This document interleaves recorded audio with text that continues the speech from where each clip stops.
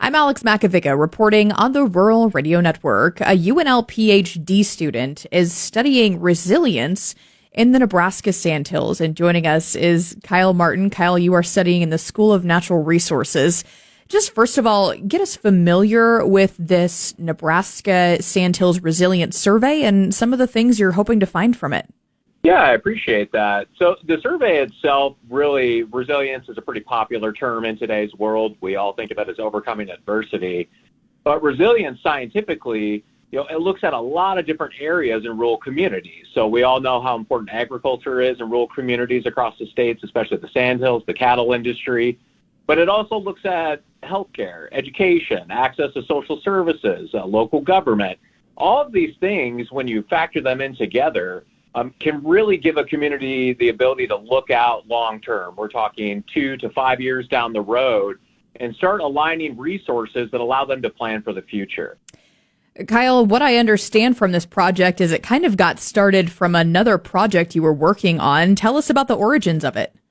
Yeah, I appreciate you mentioning that. So it started around the Barta Brothers Ranch near south of Bassett, north of Burwell.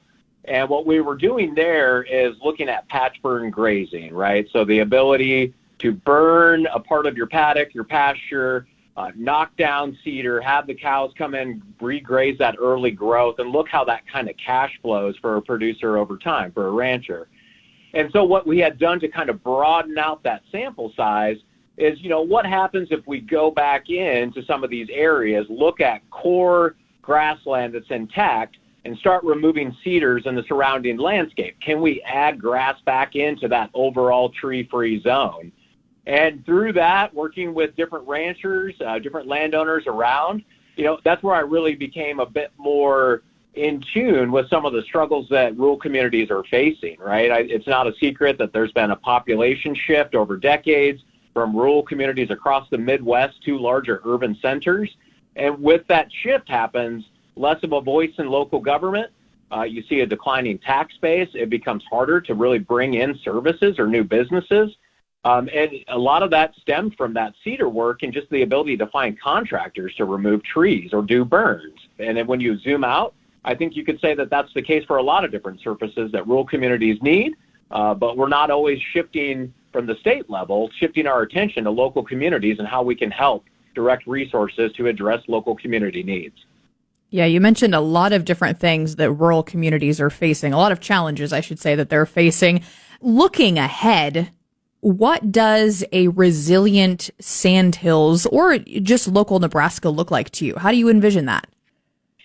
Yeah, that's a really great question, probably what most of the listeners are interested in knowing. So to me, what I hope this survey will accomplish and what a resilient Sandhills looks like is it's the ability for communities to work together, right? You're going to have to share resources. And that's really one aspect of resilience, is where you can find redundancy and overlap and really accentuate your core needs.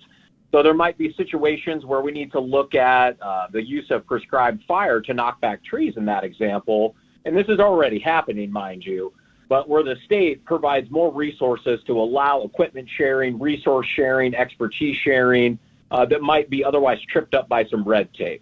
That's one example. When you're looking at healthcare, and again, this is happening to a degree, where hospitals or community health centers are sharing staff in the Sandhills, that's a large geographic distance.